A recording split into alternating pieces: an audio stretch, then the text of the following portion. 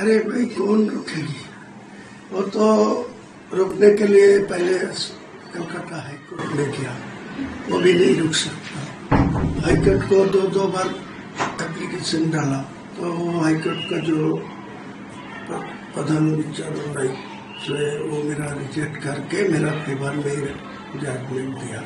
तो फिर supreme court में गया। सुप्रीम कोर्ट तो बोला जो मुसलमान का मस्जिद करने का उनका हक है भारत का संविधान में, इनको कोई गलत काम नहीं किया तो कौन रोकेगा? मेरा तो कोई किसी को जमीन के ऊपर ये मस्जिद नहीं बना है।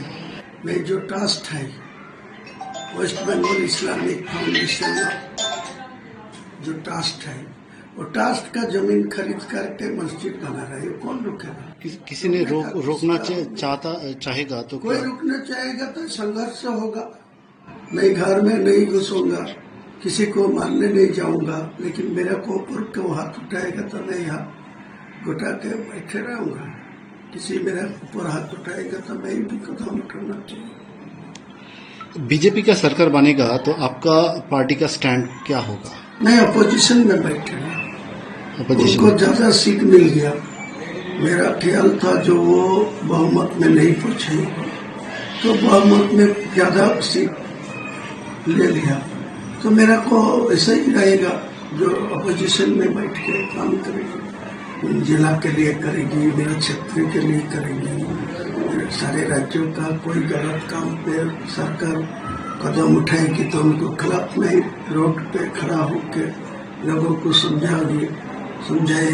जो बीजेपी कोई गलत काम कर रहा है उनको खिलाफ भी चुनाव में आने वाला चुनाव में वोट डालना चाहिए।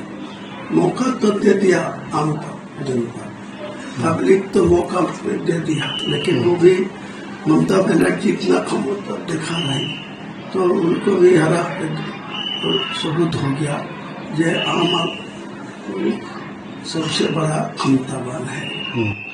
अब तो दोनों सीटों में जीत गए तो पहले अगले दिन क्या आप करेंगे? मैं 7 तारीख में सारे मेरा रेगिनगर क्षेत्र से 14 जीपी है, 14 जीपी से 14,000 मेरा वर्कर को, मेरा साथी को, मेरा कर्मी को मेरा बुलाएगी। सुबह 10 बजे बुलाएगी किसी को पेंडल करके। तो 14 अंचल में 14,000 और जो नौदा में 2,000 लीडरशिप 16,000 आदमी को लेके 7 तारीख में बैठ के आलोचना करके, मेरा ख्याल है ये रेगिनगर जो टीएमसी को 92,000 में हराया और बीजेपी को 68,000 वोटों में हराया, तो ये सीट मेरा खास ताल्लुक है। मेरा घर भी है, घर भी है। तो मेरा बेटा को ये सीट में छोड़ना पड़ा। मेरा तो दोनों नहीं प्राप्त पड़ेगा, नहीं तो भारत का जो प्रधानमंत्री है नरेंद्र मोदी, वो भी दोनों सीट में जीता, एक सीट छोड़ दिया। राहुल गांधी दोनों सीट में जीता, वो छोड़ के उनको दीदी प्रियंका गांधी को बाद में छोड़ दिया। तो मेरा रेगिनगर क्षेत्र का मानुष इतने सारा 1,31,000 चुनाव में मेरा वोट मिला। टीएमसी ओनली फॉर 41,000 वोट मिला और बीजेपी को 64,000। तो इतना सारे मार्जिन है। तो मेरा गार्जियन है, मेरा पार्टी है, मेरा पार्टी का चेयरमैन हो, तो मेरा बेटा को यहाँ ऐलान कर दूंगी और मैं 9 तारीख को जाके वोट लेने के पहले मेरा रेगिनगर से रिजाइन करेंगे। किंतु इतने पहले आपको नहीं बोल सकता, इसलिए जो मेरा सारे मेरा जो साथियाँ हैं इनको उसके साथ बातचीत करके उनको समझाएगी।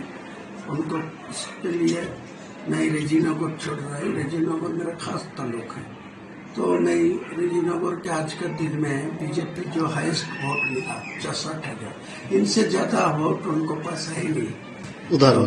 और मुसलमान को वोट जो पोल हुआ 2,38,000 1,75,000 से ज्यादा मुसलमान वोट था। तो मेरा एक तो मिल गया 1,31,000 और वो टीएमसी वाला को मिला 41,000, उनसे ज्यादा से ज्यादा मुसलमान वोट है।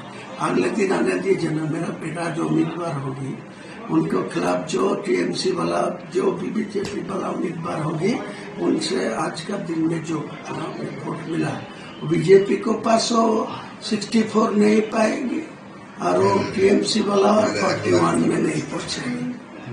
उसके बाद अगर लोकसभा इलेक्शन में आप लोकसभा में मैं अभी ऐलान कर दिया, अभी भी 7 तारीख में भी ऐलान कर दूंगी।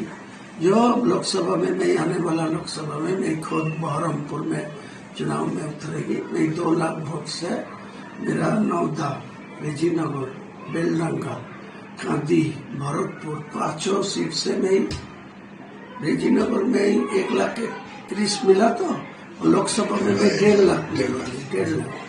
वो नौता में 82,000 मिला, वो भी 1 लाख से ज्यादा मिलेगी। बेलडंगा में मेरा उम्मीदवार था वो 47,000 मिला, यहाँ भी 1 लाख वोट में कलेक्ट करोगे लोकसभा में, तो मेरा लगभग 2 लाख वोट में मैं लोकसभा में जीत जाएगी। उसी टाइम वो नौदा में छोड़ना पड़ेगा, तो नौदा उसी टाइम छोड़ेंगे, फिर से बाई इलेक्शन होगा, वो भी बाई इलेक्शन होगा।